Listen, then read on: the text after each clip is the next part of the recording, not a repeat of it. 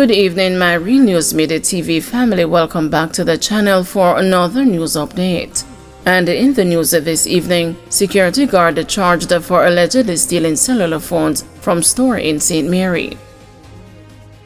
The St. Mary police have charged 38-year-old security guard Ramonda Beecher, otherwise called Rome, with a shop breaking and larceny.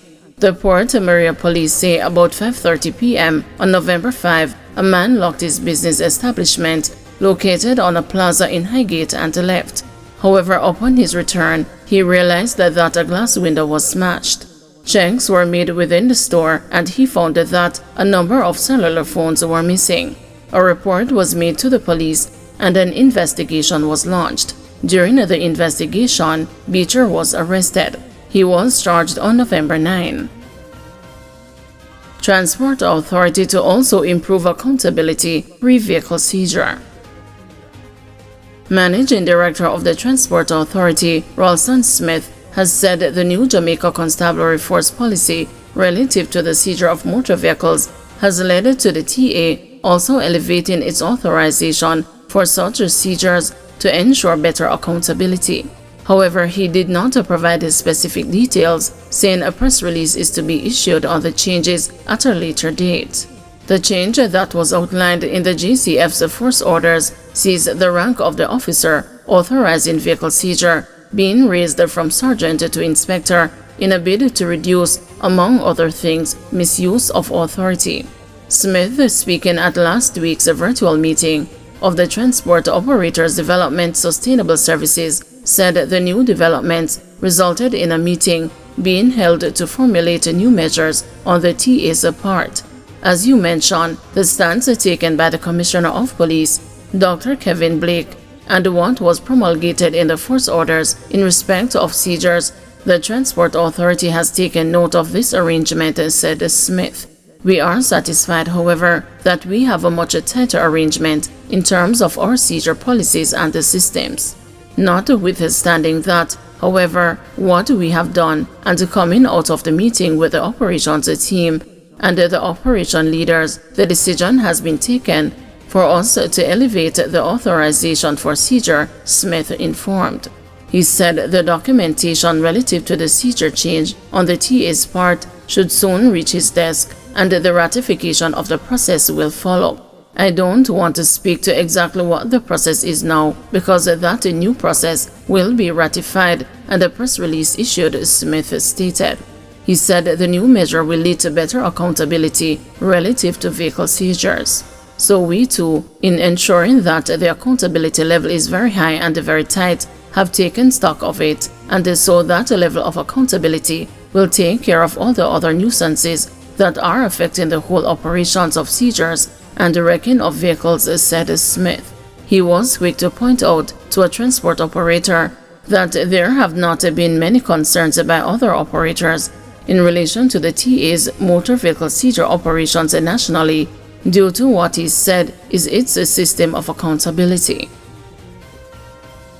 Second earthquake rocks Jamaica. A second earthquake with a preliminary magnitude 6.5 was felt in sections of Jamaica around 11:50 a.m. on Sunday.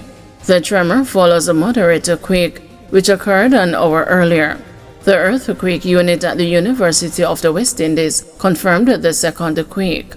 The unit indicated that the earthquake's epicenter was located approximately 150 kilometers north of Oteria St. Anne. It was reportedly felt across several parishes. Police identified 3 alleged gunmen killed in Rockfort confrontation.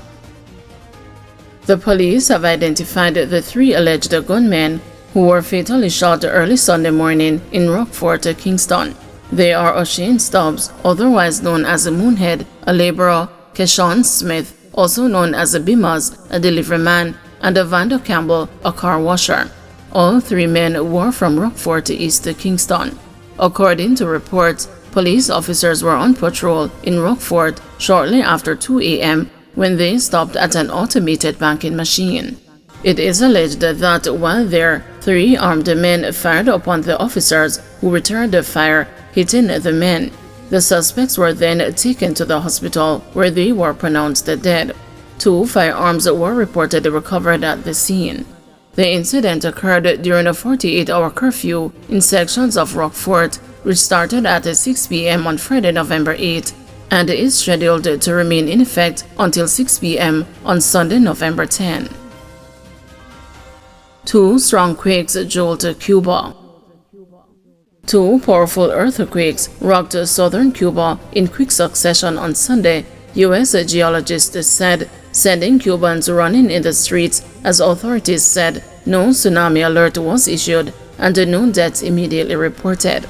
The U.S. Geological Survey put the second, more powerful tremor at a magnitude of 6.8 and 14.6 miles or 23.5 kilometers deep, some 25 miles off the coast of Bartolomé in southern Granma province.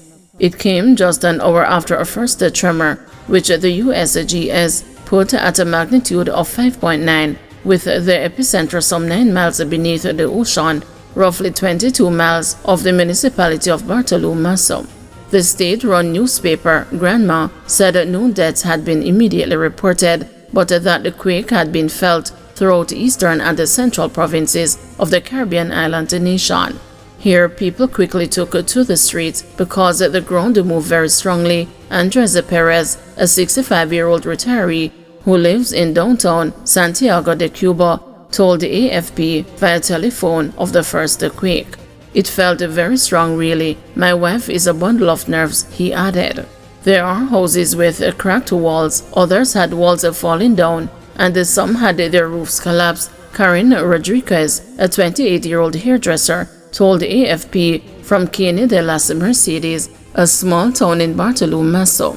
Residents in Bayamo, a city of some 140,000 people near Bartolomé, described the street poles as swaying. "People did get scared. Everyone came running out of their houses, very scared," 24-year-old welder Levan Chavez told the AFP. The U.S. tsunami warning system said no tsunami warning had been issued.